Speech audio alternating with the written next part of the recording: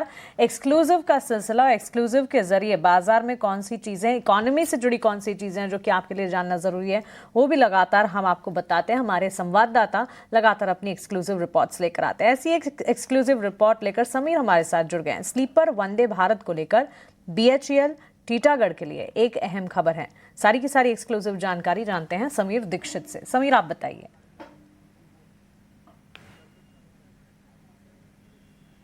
जी बिल्कुल, बड़ा interesting development है, जहां रेल मंत्रालय की कोशिश ये है कि जल्द से जल्द sleeper based Vande Bharat train को पटरी पर दौड़ा जाए।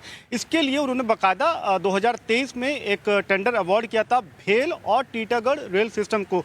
भेल ने और टीटागढ़ ने मिलकर के एक कंसोर्शियम बनाया था और 80 वंदे भारत स्लीपर ट्रेन बनाने के लिए ये टेंडर उन्होंने हासिल किया था और 120 करोड़ रुपए प्रति ट्रेन बनाने का कॉन्ट्रैक्ट उन्हें प्राप्त हुआ था।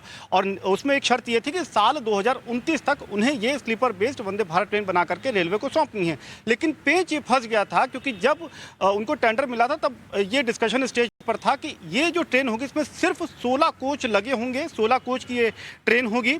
लेकिन बाद में रेलवे मंत्रालय ने यह कहा कि नहीं, आपको 24 कोच की एक लंबी ट्रेन बनानी है और वो मुहैया करानी है। इसके साथ ही साथ कुछ डिज़ाइन को लेकर के भी पेंच फंस गया था, जिसके बाद कंसोर्शियम यानी कि भेल, टीटागढ़ और रेलवे मंत्रालय के बीच एक लंबी दौर की बातचीत चली है। वो पेंच काफ़ी फंसा हुआ था, लेकिन अब उसमें पॉजिटिव डेवलपमेंट ये है और सूत्र ये बता रहे हैं कि ये अड़चन दूर हो गई है और इस बात पर सहमति बनी है कि ये जो कंसोर्शियम है ये 24 कोच की sleeper based Vande Bharat train बनाएगा और ये भारतीय रेलवे को सौंपेगा। लेकिन वो जो कॉस्ट तय की गई है उस कॉस्ट में किसी तरीके की बढ़ोतरी नहीं होगी, कॉस्ट वही रहेगी।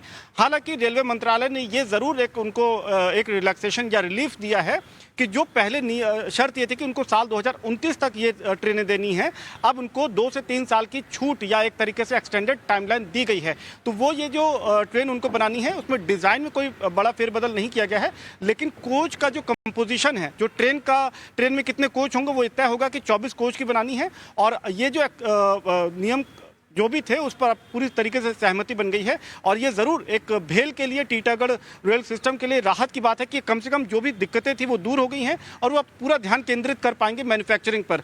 यात्रियों के लिए भी अच्छी बात ये होगी कि इंतज़ार उनका जल्द खत्म होगा।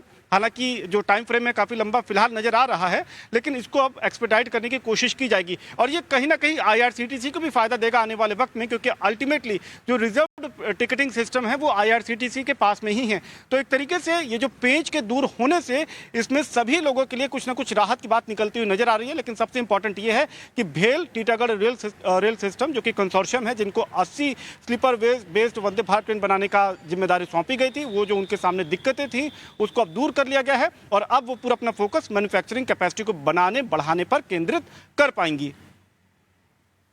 तो इनफैक्ट सच में बड़ी इंटरेस्टिंग खबर है, लेकिन उससे भी पहले समीर, दिल्ली की सर्दी में बाहर निकलकर आप हमारे लिए एक्सक्लूसिव खोजते हैं और ये एक्सक्लूसिव सारी स्टोरीज लेकर आते हैं, तो आप अपना ध्यान रखिए, यही हमारी गुजारिश आपके लिए, क्योंकि सर्दी का पारा तो लगातार चढ़ता जा रहा है। शीतलहर की अगर बात करें, कड़ाके की ठंड है वहाँ लेकिन चलिए खबर की तरफ भी रुख करते हैं और BHEL टीटागढ़ रेल पर इस खबर के चलते फोकस होना चाहिए, क्योंकि स्लीपर वंदे भारत को लेकर ये खबर है और उसके कॉन्ट्रैक्ट का मामला जो फंसा हुआ था वो सुलझता हुआ नजर आ रहा है। सारी डिटेल समीर हमें बता ही रहे थे। BHEL और साथ ही टीटागढ़ पर एक राय जान लेते हमारे एक्सपर्ट से। देवांग, आप बताइएगा, वैसे तो बजट से ठीक पहले सरकारी कंपनियां, रेलवे काउंटर्स, डिफेंस क्षेत्र, इन सभी पर फोकस होता ही है। इस खबर के ठीक साथ साथ आपको इन स्टॉक्स पर किस तरह के रिकमेंडेशंस बन रहे हैं?